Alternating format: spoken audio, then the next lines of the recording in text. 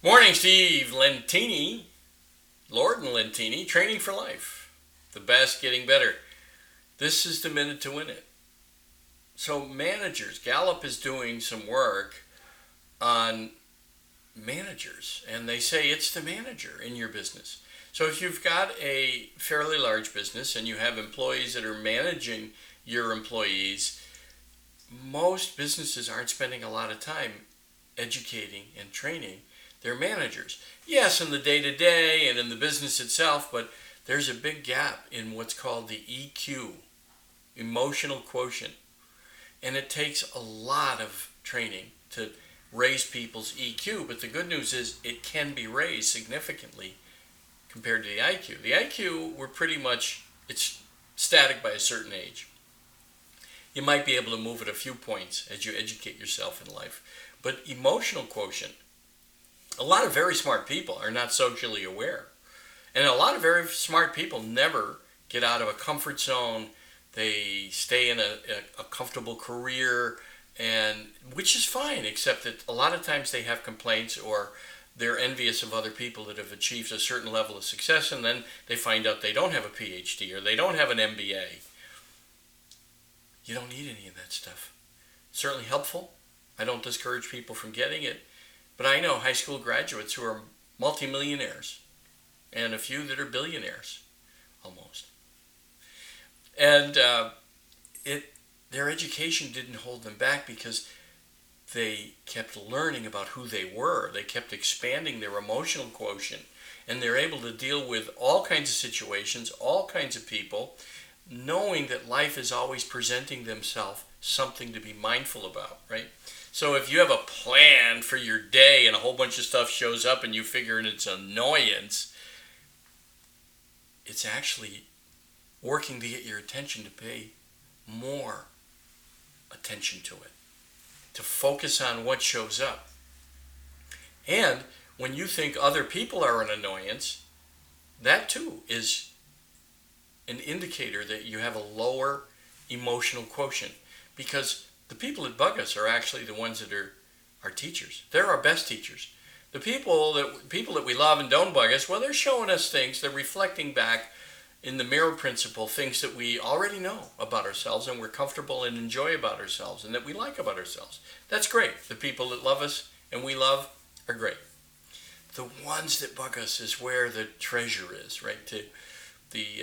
Joseph Campbell said, "The cave you fear to enter holds the treasure that you seek." And a lot of times, of course, people spend their whole life pushing away and rejecting people that bug them, and then they'll tell a story around a campfire. Oh, well, this boy, you don't know what they did to everybody else around them and what they did to me. So we all have those kinds of stories, but it's such a waste of time because you're really talking about yourself. And it's a hard concept. I have people that tell me, no, Steve, I don't get the mirror principle. Okay. They didn't spend enough time reflecting on it, probably. Somewhere you show up just like that person that bugs you.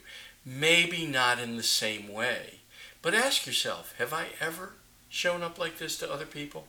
Sometimes it's to the people that we love or are comfortable with because we're willing to show them how we authentically are. So ask them.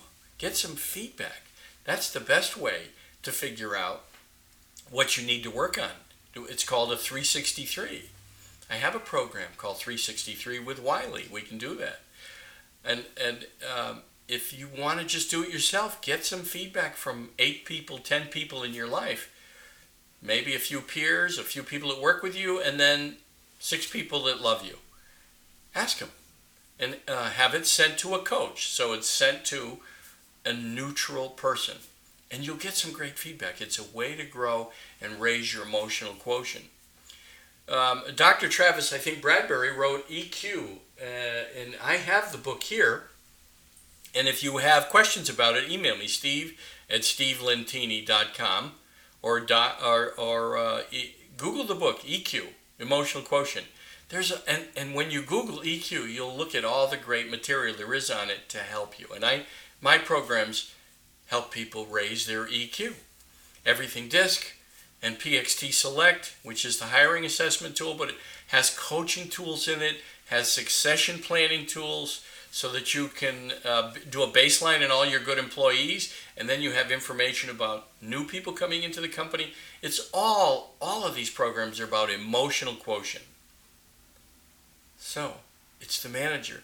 Spend some time training your managers. Richard Branson said that somebody said to him, well, what if I train all my employees and they leave? He said, well, what if you don't and they stay? Train your people. Make them better to go somewhere else, but then you treat them right. You treat them special so they stay. Especially in today's environment, right? There's more jobs than there are people. So why not invest some money helping your team be the best? And they'll appreciate it.